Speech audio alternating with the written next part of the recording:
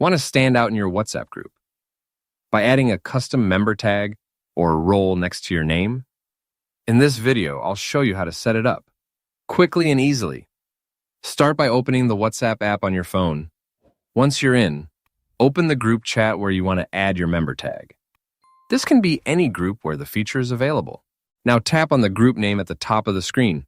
This will open the group info page where you can see all the members and settings. Scroll down a bit until you see the list of participants. Find your own name in that list, and you should see an option like Add Member Tag right below it. Tap on that option, and a new screen will appear where you can create your role. This could be something like admin, editor, team lead, or anything that fits your group.